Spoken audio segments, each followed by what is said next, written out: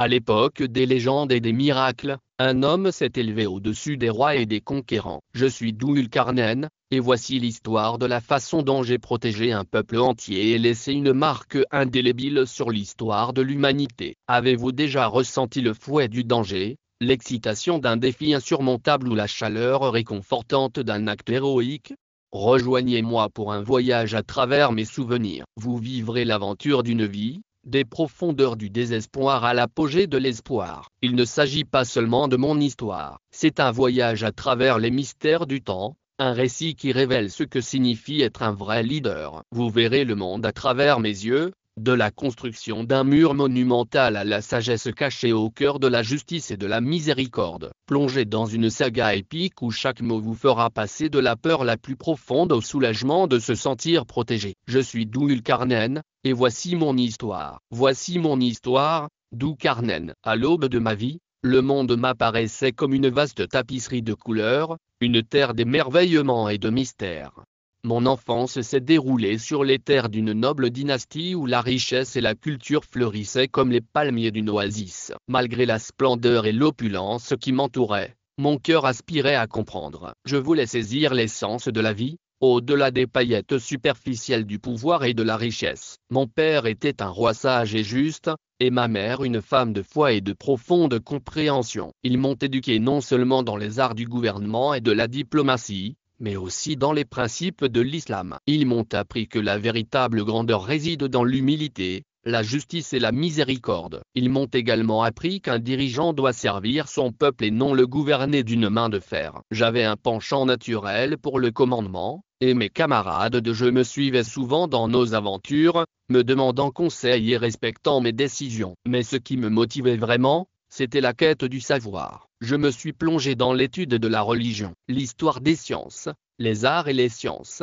Les érudits et les sages se sont souvent émerveillés de ma curiosité insatiable et de ma capacité à saisir des concepts complexes. Un incident particulier a façonné ma compréhension précoce de la justice et de la misère. Un jour, alors que je me promenais sur les marchés, j'ai vu un jeune voleur se faire appréhender. La foule réclamait un châtiment sévère. Mais quelque chose dans les yeux du garçon a attiré mon attention. Au lieu de voir un criminel endurci, j'ai vu une âme perdue poussée par le besoin plutôt que par le mal. Je suis intervenu et, au lieu de punir, j'ai offert au jeune homme une chance de rédemption par le travail et l'éducation. Cette action n'a pas sauvé le jeune homme et m'a enseigné une leçon importante.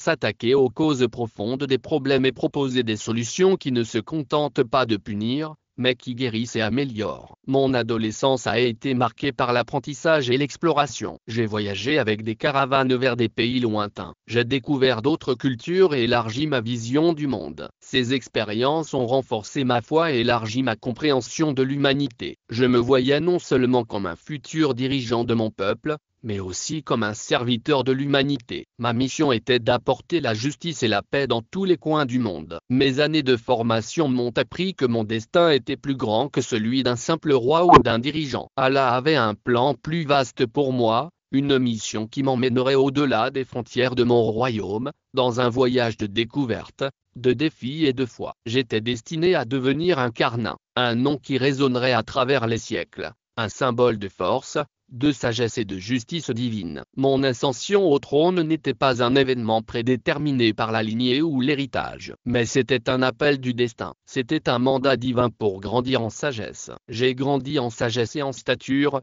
et ma réputation a dépassé les frontières de mon royaume. Les peuples des contrées lointaines parlaient d'un jeune prince dont le cœur était aussi vaste que son intelligence. J'étais né pour gouverner, non seulement avec justice mais aussi avec compassion. Lorsque mon père a quitté ce monde, le royaume a plongé dans une profonde incertitude. Bien que je sois l'héritier présomptif, je savais que mon droit au trône ne devait pas être fondé sur le sang, mais sur ma capacité à diriger et à servir. Je me suis présenté à mon peuple, non pas comme un prince réclamant sa couronne, mais comme un serviteur, sollicitant sa confiance. Je leur ai parlé de ma vision, une vision dans laquelle chaque homme, chaque femme et chaque enfant de notre royaume aurait une place sous le soleil, une vie de dignité, d'objectif et d'humilité. J'ai assumé le trône et les immenses responsabilités qui pesaient sur mes épaules. Mon premier acte en tant que roi a été d'établir un conseil de sages et d'érudits de toutes les régions de notre royaume. Leur tâche n'était pas seulement de me conseiller, mais aussi je me suis assuré que toutes les voix étaient entendues et que chaque décision correspondait à la volonté et au bien-être du peuple. Mon règne a vu le royaume prospérer et améliorer les infrastructures, construire des écoles et des hôpitaux, et établir des routes commerciales qui ont non seulement enrichi nos coffres, mais qui nous ont également permis de découvrir des cultures et des connaissances. La prospérité a toutefois entraîné des défis. Notre succès a attiré l'envie et la convoitise des royaumes voisins, et j'ai dû naviguer dans les eaux troubles de la diplomatie et parfois du conflit. Je me souviens d'un siège de notre royaume par un ennemi redoutable. Au lieu de recourir immédiatement à la confrontation, j'ai cherché la paix par le dialogue et la négociation. Certains ont critiqué ma décision comme étant un signe de faiblesse. Je n'étais pas d'accord. Je pensais que la véritable force résidait dans la capacité à préserver la vie et l'harmonie. Mes efforts ont porté leurs fruits et la paix a duré. Une paix qui a sauvé d'innombrables vies et renforcé notre position dans le monde pendant les années de mon règne. J'ai compris que ma mission était bien plus importante que de régner sur un royaume. Allah avait un plan pour moi. Il me conduirait aux confins de la terre et mettrait à l'épreuve ma foi, ma sagesse et mon courage. J'ai ressenti un appel irrésistible. J'étais destiné à être plus qu'un roi. J'étais destiné à être un leader de l'humanité, un gardien de la justice et de la vérité, rempli de foi et de détermination. Mon cœur m'a guidé vers mon premier grand voyage, un voyage vers l'ouest, vers des terres inconnues. Je me suis engagé sur un chemin qui me conduirait à relever des défis inconnus et à découvrir des vérités profondes sur le monde et sur moi-même. À l'aube, j'ai entamé mon voyage vers l'ouest avec un groupe choisi d'hommes et de femmes courageux, chacun expert dans son domaine. Notre chemin nous a conduits à travers des vallées luxuriantes, des montagnes majestueuses et des rivières sinueuses. Chaque étape n'était pas seulement une exploration physique, mais aussi un voyage de l'âme, une découverte des merveilles de la création d'Allah et des innombrables façons dont il se manifeste. Au cours de notre voyage, nous avons rencontré une grande variété de cultures et de peuples. Certains de ces peuples nous ont accueillis à bras ouverts, désireux d'apprendre de nous et de partager leur sagesse. Dans chaque interaction, j'ai trouvé des occasions de diffuser les principes de justice, de compassion et d'équité par le biais du commerce. La diplomatie et l'échange d'idées et de croyances ont favorisé une compréhension mutuelle qui a transcendé les frontières et les différences. L'une de nos rencontres les plus marquantes a été celle d'une communauté opprimée par un tyran. Leurs souffrances m'ont profondément touché et j'ai su qu'Allah m'avait conduit vers eux pour une bonne raison. Avec sagesse et stratégie, j'ai affronté le tyran non pas avec l'épée mais avec des mots, la loi et la promesse d'une meilleure voie. Mon intervention n'a pas seulement libéré cette communauté, elle a aussi transformé le tyran, qui a été touché par nos enseignements, la voie de la repentance et de la justice. Au cours de notre voyage, les paysages ont changé,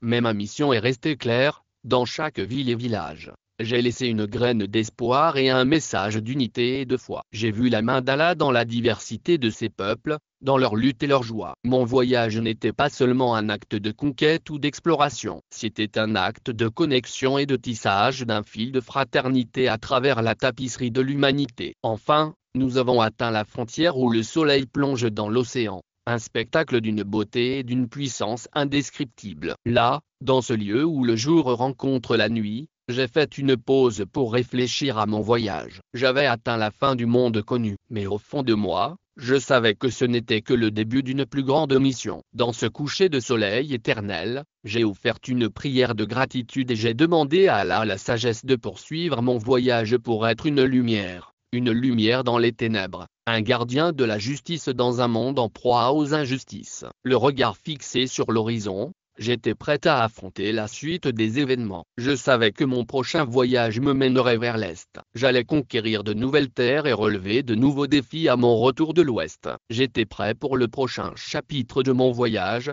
le voyage vers l'Est. J'allais en Orient, non seulement pour explorer de nouveaux horizons, mais aussi pour relever de nouveaux défis et découvrir de nouveaux enseignements. Je suis parti avec ma caravane vers les terres inconnues qui s'étendaient au-delà de notre royaume. J'ai été accueilli par une mosaïque de paysages, de vastes montagnes désertiques s'élevant vers le ciel et des forêts si denses qu'elles semblaient pouvoir garder des secrets. J'ai rencontré des gens de cultures diverses, chacun étant un reflet unique de la création divine. À chaque étape, nous avons échangé des échanges commerciaux, des connaissances et, surtout, une compréhension et un respect mutuel. J'ai vécu une expérience transformatrice avec un peuple qui vit en harmonie avec la nature dans une vallée cachée du monde. Leur simplicité et leur lien profond avec l'environnement m'ont appris de précieuses leçons sur l'humilité et l'importance de vivre en équilibre avec le monde qui nous entoure. J'ai vu en eux un reflet de la sagesse divine et un rappel que chaque créature, chaque plante,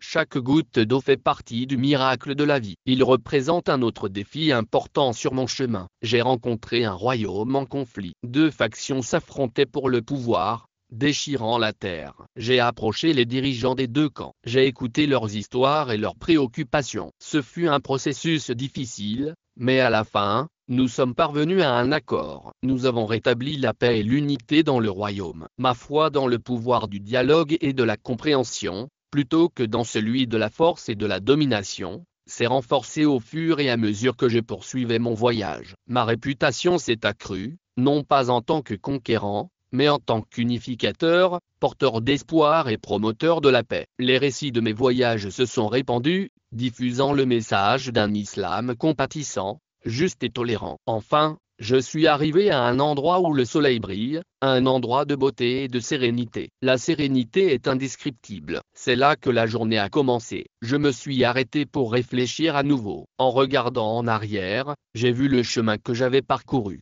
parsemé de défis. Je les ai surmontés et j'ai noué des amitiés. En regardant vers l'avenir, j'ai réalisé que mon voyage était loin d'être terminé. J'ai renouvelé mon engagement envers ma mission. Je savais qu'il me restait encore de nombreuses terres à explorer, de nombreuses personnes à rencontrer et de nombreuses histoires à écrire. À chaque pas, je me rapprochais de la réalisation du plan divin, l'unité de l'humanité sous la bannière de l'amour, de la compassion et de la justice. Dans le pays qui s'étend entre deux montagnes imposantes, je suis arrivé dans un village rongé par la peur et épuisé par l'incertitude. Ils vivaient dans l'ombre d'une menace constante de Gog et Magog, connus pour leur cruauté et leur destruction. Leurs actes de barbarie n'avaient pas de limite. Leur simple évocation faisait s'effondrer les plus résistants. En marchant parmi les habitants, leurs yeux me racontaient des nuits sans sommeil et des jours remplis d'angoissants. Les anciens, dont les rides profondes racontaient des histoires de souffrance,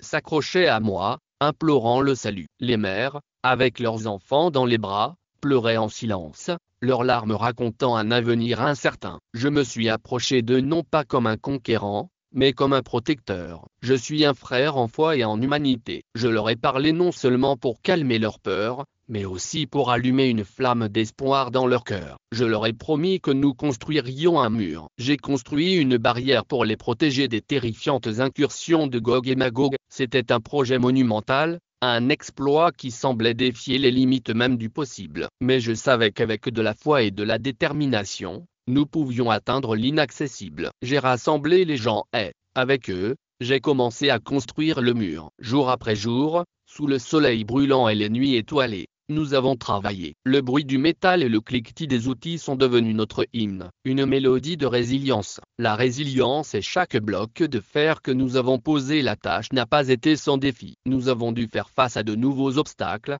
à de violentes tempêtes, à des pénuries de matériaux et à l'épuisement. Mais notre détermination était inébranlable. Nous étions motivés par l'urgence de protéger nos vies et notre foi alors que le mur était presque achevé. Gog et Magog approchaient. Leurs cris de guerre résonnaient comme le tonnerre dans les montagnes. J'ai vu la terreur dans les yeux des villageois à la simple mention de ces noms. Mais à ce moment crucial, mon cœur est resté fort. Je me tenais devant le mur, certain qu'ils étaient avec nous chaque fois que Gog et Magog tenteraient de le franchir ou de le renverser. Nous avons renforcé notre défense, invoquant la protection d'Allah et la force de notre communauté. Unis, nous étions invincibles. Le mur que nous avons construit de nos propres mains, béni par notre foi, a tenu bon. Il témoigne de la puissance de l'humanité. Lorsque nous avons été unis sous la direction divine, les hordes de Gog et Magog se sont finalement retirées, vaincus non seulement par la barrière physique que nous avions érigée, mais aussi par l'esprit inébranlable d'un peuple uni à ce moment-là. La victoire était plus que la construction d'un mur, c'était l'affirmation de notre foi, c'est la célébration de notre force,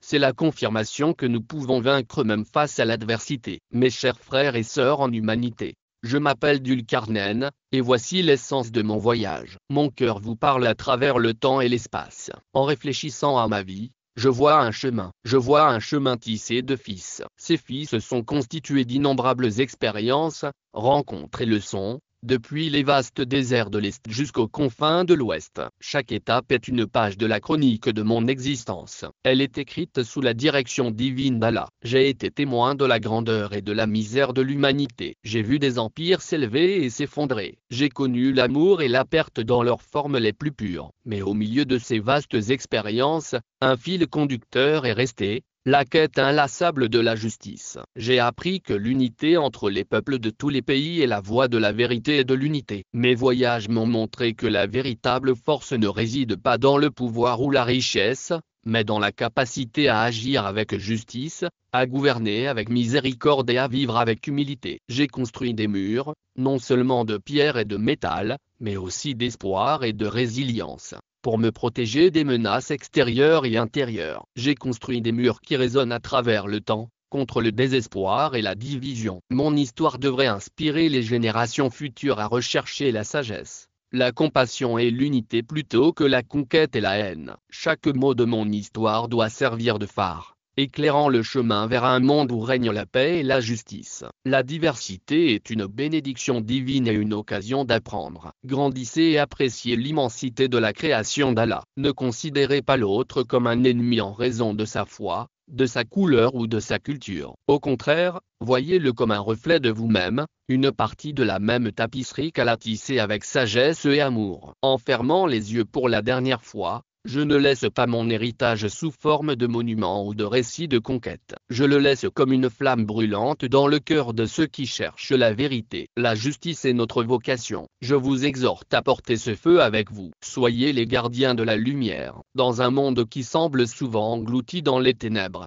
ne vous découragez pas. Ne vous laissez pas décourager par l'adversité. Même dans les épreuves les plus difficiles, il reste des graines d'opportunité et de croissance. Ayez foi en Allah et en votre capacité à surmonter les obstacles. Construisez des ponts là où les autres voient des barrières et trouvez la lumière dans l'obscurité. Mon histoire se termine, mais la vôtre continue. Vous êtes les narrateurs de vos propres épopées et les architectes de votre destin. Puissent vos actions refléter la lumière de la sagesse, de la compassion et de la justice. Que vos pas soient guidés sur le chemin de la paix et de l'unité. Que la paix et les bénédictions d'Allah vous accompagnent.